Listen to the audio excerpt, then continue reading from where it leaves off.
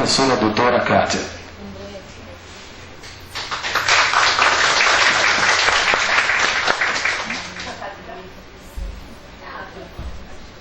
Tá ligado. Bom, boa noite. É um prazer enorme estar aqui com vocês, né? E as meninas sabem que eu sempre brinco, né? Dizendo o seguinte, que sexta-feira à noite só se for para educação à distância. Que a gente aproveita, né? Porque senão é o dia da cerveja, né, gente? Né? Então, assim, eu só saio, né, dessa outra modalidade de encontro se for para se encontrar com o pessoal da educação à distância, né, Carmen? Né? A gente passou 5 anos fazendo videoconferência, que começava 9 horas da noite no sábado e a gente ia até meia-noite, 1h da manhã, fazendo videoconferência para o Japão. Então, assim, a gente já está bem acostumado, né, a deixar a roda da cerveja no final de semana, mas só se for para educação à distância, porque senão, né? Mas, enfim, é ótimo tê-los e tê-las aqui. Né? E o pessoal me chamou, a CETEC, Glauci, o pessoal que está cuidando da formação de vocês, para a gente conversar um pouco sobre essa questão da educação à distância, dessa coisa das convergências e tal, né? Então, assim, vocês sabem que a gente já deu início à formação dos tutores que vão trabalhar com os cursos de graduação, né? E agora a gente está dando continuidade para vocês que vão trabalhar com os cursos de especialização.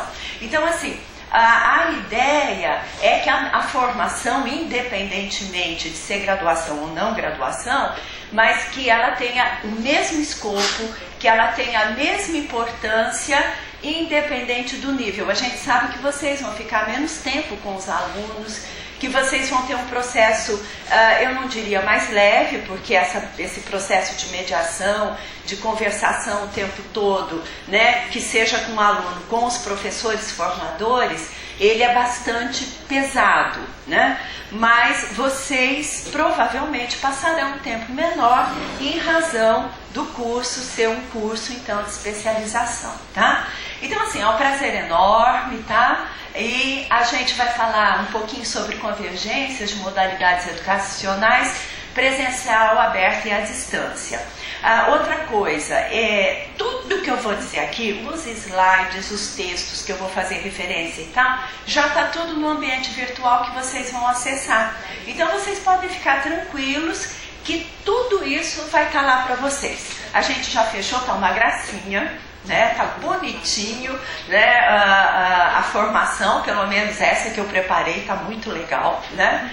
E aí, tá muito legal, né? E aí vocês vão ter todas as informações lá, tá? Então, assim, prazer em conhecê-los, reencontrar com aqueles que a gente já trabalhou, né, Olivan? A gente já foi banca, a Carmen já foi tutora junto conosco, Glauci, Ed, né? Tudo gente que já vem rolando há algum tempo, né? A Débora chegando, mas a gente já conversou bastante. E Terezinha, assim, que ela tem uma história que eu gosto muito da história dela, né? Ela começou conosco como orientadora. Você sabe que a gente não chama de tutor, a gente chama de orientador educacional por uma série de razões. Terezinha começou conosco lá em Diamantino, na primeira experiência, né? Na primeira experiência, e aí ela foi, se capacitou, mestrado, doutorado, e hoje está aqui com a gente. Então, assim, é uma história muito bonita naquilo que são as possibilidades, então, que a gente tem com aquilo que a gente chama do não presencial, tá? Então, Terezinha, você marca para mim uma meia hora, uns 35 minutos, tá? Porque senão eu começo e depois não termino, né? Então vamos lá. Falou que a apresentação já está posta. Eu queria dizer a vocês o seguinte: tudo que eu vou trabalhar aqui com vocês agora, absolutamente é de autoria própria, assim. Na verdade, eu estou falando em nome de um grupo de pesquisa, né, ligado ao PPGE, que é um laboratório de estudos sobre tecnologias da informação e comunicação. E se vocês quiserem ver as pesquisas e tal, é só entrar no site do PPGE, vocês vão ter lá todas as teses, dissertações que que o grupo vem trabalhando nesses últimos anos, tá? Então, assim, eu estou dizendo, na verdade, algumas coisas que não são minhas propriamente, mas trabalho de uma equipe de pesquisa, tá? Então, vamos lá. E uma equipe de pesquisa bastante produtiva. A gente tem, assim, né, umas produções, bastante produções, na verdade. Bom, eu gostaria de começar dizendo o seguinte, né? Como é que a gente tem definido educação à distância, né? E aí eu vou lá naquilo que são as legislações. Não se preocupem também, porque elas vão estar lá todinhas indicadas no AVA, tá? Para vocês, né? Embora não vá ser leitura obrigatória, mas vocês vão ter acesso a todas elas, né? Então, e aí quando a gente vai naquilo que é o decreto, que a gente vai aos referenciais de qualidade, a gente vai ver algumas definições sobre a educação à distância, tá? Então, assim, vai dizer que ela é não presencial, né? Sem relação face a face entre alunos e professores durante parte da formação, uso mais intenso de tecnologias, que tem um trabalho coletivo, que ela tem toda uma dinâmica relacionada a aprender e algumas coisas relacionadas à autoaprendizagem, tá?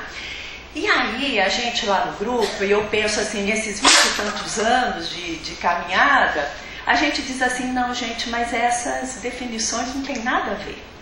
Absolutamente nada a ver, né? Na verdade, o que a gente está fazendo é educação, né? A gente não está fazendo uma coisa não presencial, a gente está fazendo educação cujo processo de organização didático-pedagógica, ele vai ser um pouco diferente. Apenas isso, né?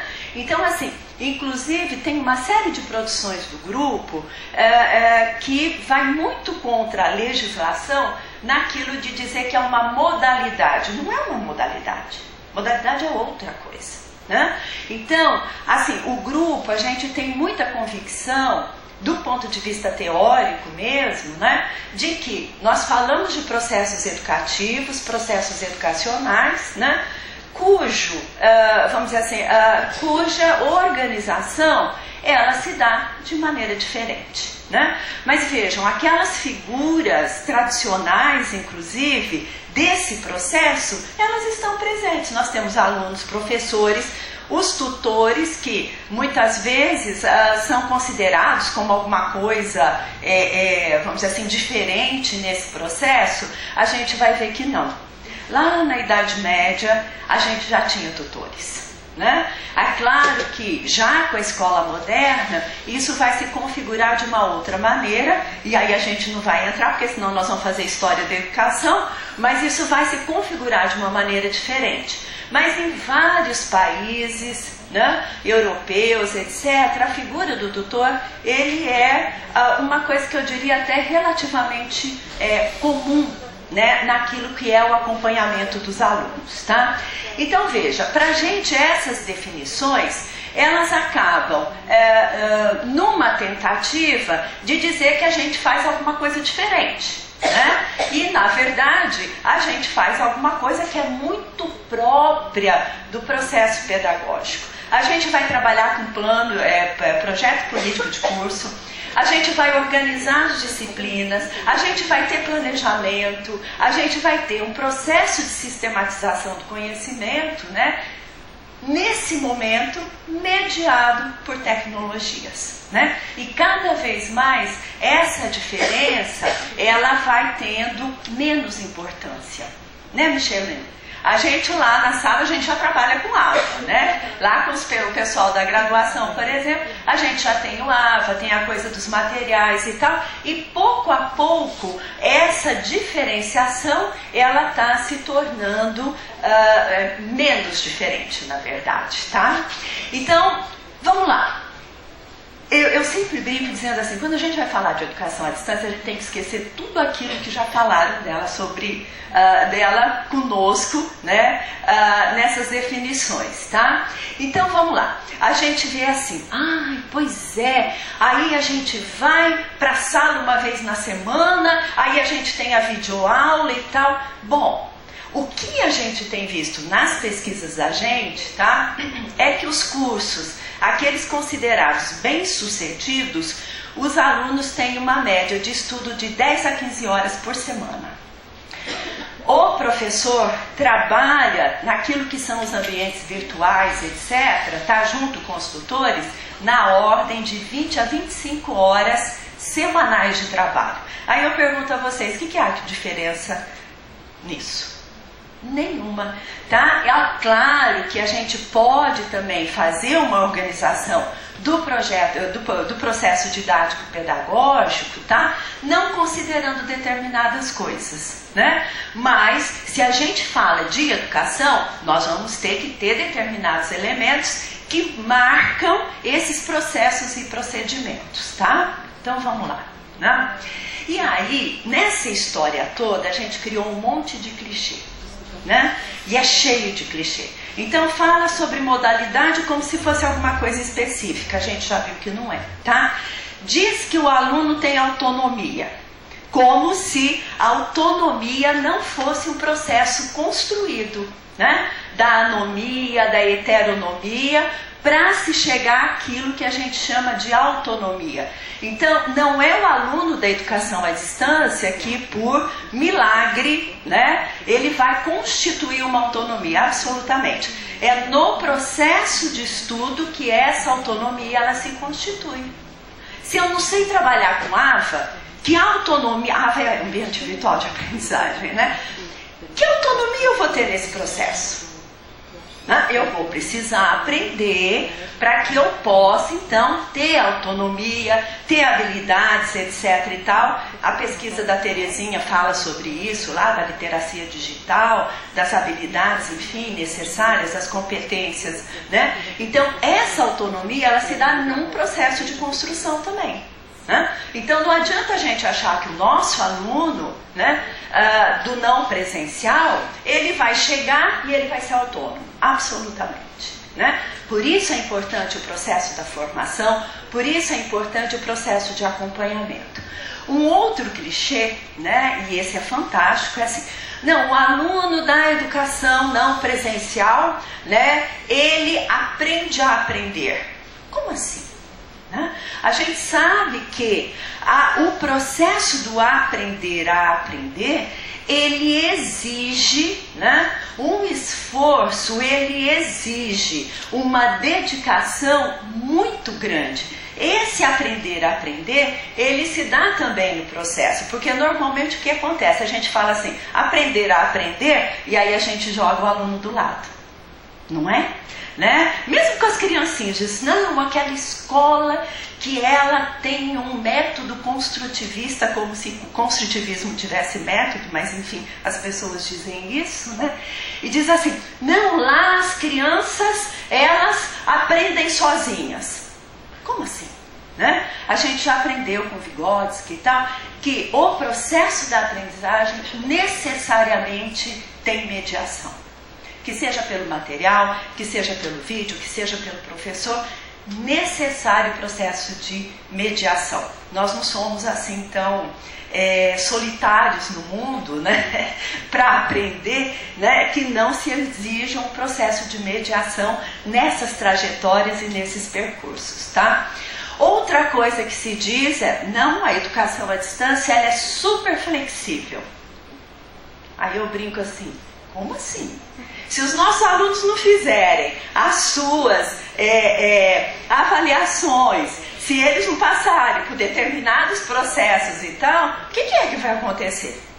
Ele vai ser reprovado. Então, que flexibilidade é essa, tá? Isso é muito confundido, né? Vocês viram que a gente trata aqui educação à distância assim, o E maiúsculo, o A minúsculo e o D maiúsculo, tá? Por quê?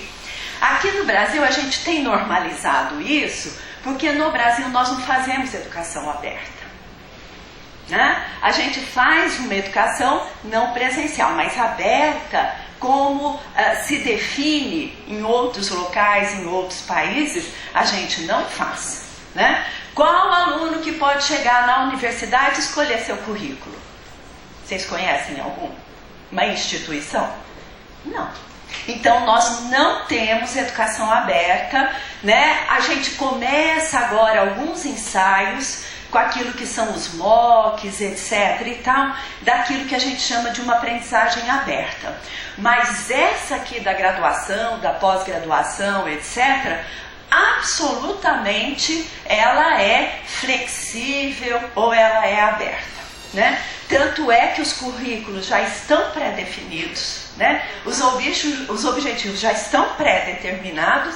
Então, muitas vezes, o que o aluno tem é uma flexibilidade de tempo, né? E assim mesmo uma flexibilidade que não pode ser tão flexível, porque se não estudar, ele não vai conseguir avançar, tá? Bom, uma outra coisa, né, e essa a gente tem que tomar muito cuidado, é o seguinte: as pesquisas que a gente tem feito com o não presencial é muito interessante. A gente pergunta para o aluno assim: e aí o professor da disciplina e tal, aí ele fala assim, fulano de tal. Aí você fala assim, não, mas o fulano de tal é o tutor. Aí ele fala assim, não, mas esse é o meu professor.